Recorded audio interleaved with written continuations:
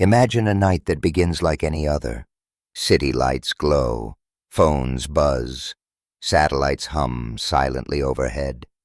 Somewhere deep underground, a screen flickers. A warning appears, not a drill, not an exercise. For 70 years, the world has lived inside this moment without ever crossing it. A fragile balance, a shared understanding that if one side fires, everyone loses. Now imagine that balance shatters. Imagine nuclear deterrence fails completely. This is not a story about villains twirling mustaches or a single red button pushed by a madman. It is a story about systems, about assumptions, about what happens when the fear that once prevented catastrophe suddenly stops working. Tonight we ask a terrifying question.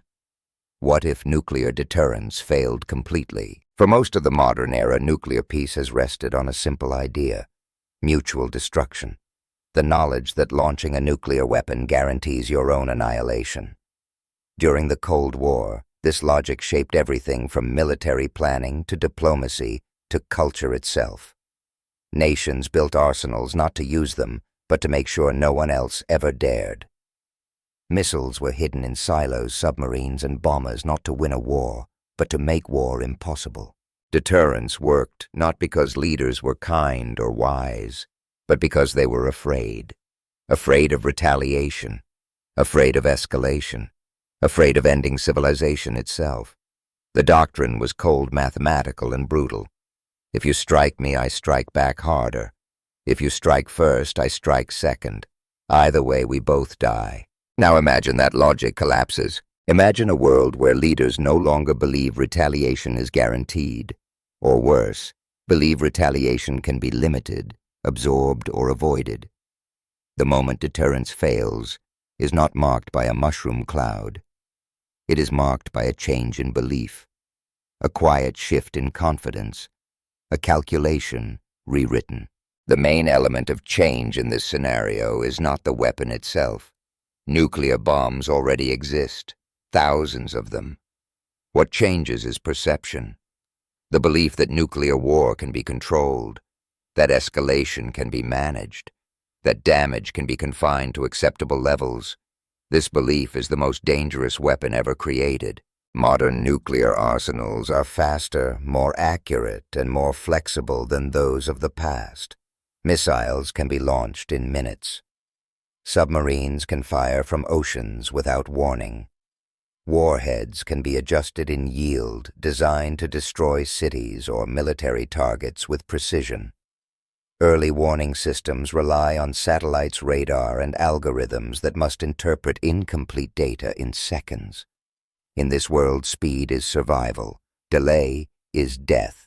If deterrence fails, the first thing that breaks is restraint. A single nuclear strike might be launched not to end a war, but to signal resolve. A limited strike, a demonstration. One warhead on a military base, one explosion over the ocean. The theory would be simple. Shock the enemy, force them to back down, prove you are willing to cross the line. But nuclear weapons do not speak softly. They scream. The targeted nation now faces an impossible choice. Do nothing and invite more strikes. Respond conventionally and appear weak, or respond in kind and escalate.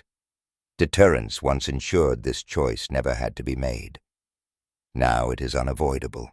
History gives us a glimpse of how close we have already come. During moments like the Cuban Missile Crisis, misread signals and human judgment nearly triggered disaster. The only thing that saved the world was hesitation, doubt, a decision not to fire. Deterrence did not fail then because belief held. Leaders still feared the outcome. In our scenario, that fear is gone. Once the first nuclear weapon is used, the psychological barrier collapses. The unthinkable becomes precedent. The second strike comes faster. Then the third. Each side escalates not out of rage but logic. A cold attempt to stay ahead, to disable the enemy before they disable you. Military targets are hit first. Airfields, command centers, radar stations, submarine pens. The goal is decapitation. Blind the enemy, cut the head off the snake, but nuclear weapons are not scalpels. They are hammers. Radiation spreads beyond targets. Electromagnetic pulses knock out power grids. Communication networks fail. Civilian infrastructure collapses. Hospitals lose electricity. Water systems shut down. Panic spreads faster than fallout. Within hours, cities become targets. Not necessarily because leaders want to kill civilians, but because cities house industry, transportation, and political authority. A single warhead over a dense urban center kills hundreds of thousands instantly. Firestorms follow. The sky darkens with ash. Now compare this to the real historical record. When nuclear weapons were used in war in Hiroshima and Nagasaki, the world saw their true power for the first time. Those bombs were tiny compared to modern weapons, yet the destruction was total. Entire cities erased. Lives ended in seconds. Survivors scarred for generations. Those events created the fear that underpinned deterrence. Leaders saw the cost. They understood that another nuclear war would not be a continuation of conflict, but its end. Deterrence was born from horror. In our scenario, that memory fades. New generations of decision-makers have never seen nuclear devastation firsthand. Simulations replace experience. War games replace ruins. The weapons become abstract again. Numbers on screens. Probabilities in models. As escalation continues, alliances activate.